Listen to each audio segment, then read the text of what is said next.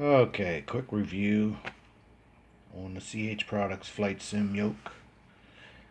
When I was looking at Flight Sim yokes, I couldn't really get all the information from videos, the limited number of videos and information that was there on YouTube. So I thought I'd make up one of my own. One of the first questions I had about this yoke was about these switches.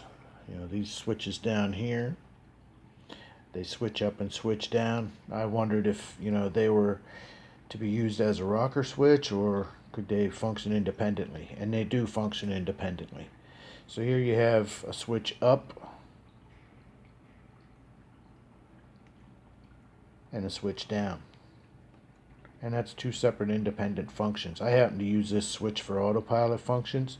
So my switch up switches my mode, and switch down is my altitude hold. Over here I got flaps, so pushing down puts my flaps down incrementally. Each time I push it, my flaps go down incrementally, and then each time I push it up, they come up incrementally. And they're just real cool, tiny little micro switches in there that work real well. And again, these rocker switches up here on the end of the yoke, I wondered, you know, did these have to be used together as a rocker switch or independent? No, these can be used independently. Now here I happen to have this for zoom in and zoom out, this rocker switch here. But over here on this rocker switch, I have this for two completely different functions. The top of the rocker switch, I got to quick look up at my elevator trim there, and the bottom of this rocker switch, I got to quick take me outside, if I want to have a look outside. Okay. And then, of course, over here you got two more switches. So right here alone is four switches. And that can be four completely independent functions. For me, it's trim up, trim down, outside view, and this snaps me up to my trim gauge. Over here, then you got the rocker switch. Beautiful hat switch, works real nice. You got a switch. Sorry, this is a handheld phone camera. You got a switch on the front of each. Okay, a switch over here and a switch over here. So you got, let's count them up here. 1, 2, 3, 4, 5, 6, 7, 8,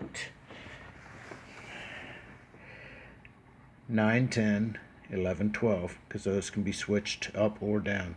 So you got 12 switches on this yoke here. And that was the seller for me. You can set these up however you want them. I actually changed them a little bit. The throttle came on the inside and I wanted my throttle on the outside, freeze of excess. So I rearranged them, put the throttle here with the mix in the middle and the prop RPM on the inside there. And it's just a real nice, it's proven to be a really nice stick. Yoke. It is plastic, but it's heavy duty. You want to keep in mind you will need some kind of a modification under here. See if you can see that because of the thickness.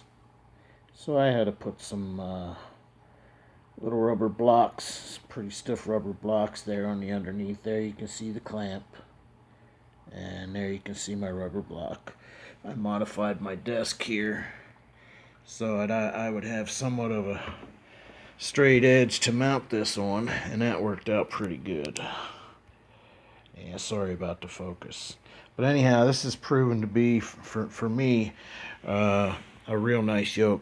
Some guy made a video about doing a mod on the springs. For me, I haven't done anything to the springs. I think they feel fine. I don't hear any noise because I wear headphones when I fly. So I wouldn't do anything. Now, if you're flying 8A aircraft, they do have an elevator adjustment, and I did adjust that, and that gives me a real nice feeling on the elevator on this yoke. So I wouldn't modify the springs on it at all. It's just proven to be real nice. Centers up real nice, but there's no notch, you know. So I actually didn't want a notch in the center. There's no notch. But anyhow, real nice yoke. I would recommend it to anybody looking to get into take their flight sim up to the next level. Be aware though, be advised, you buy this, you're used to having rudder control on your joystick. You put this on, you just lost your rudder control. Now some aircraft, right now, the aircraft I'm flying without rudder, which doesn't do much for realism, but it's doable.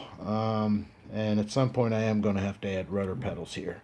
So just be aware, once you throw that joystick away with its, twisting rudder axis, you lose that when you buy this yoke, because there's no rudder control axis. Okay, but other than that, this is great.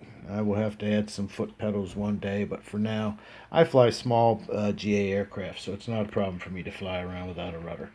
I'm a good pilot. Anyhow, there she is. There's a look at my setup. All right, get back into the cockpit there. There's the yoke. Just turned out to be a real nice yoke for me. Okay, hope this video was helpful about the switches and stuff. One other thing, there is a little trim wheel over here. That's used to center up your control. It's not used to counter. Once you set that pretty much stays where it's at. You do that in calibration. But yep, real nice yoke, and I would recommend it to anybody. Okay, thanks for flying. Have a great day.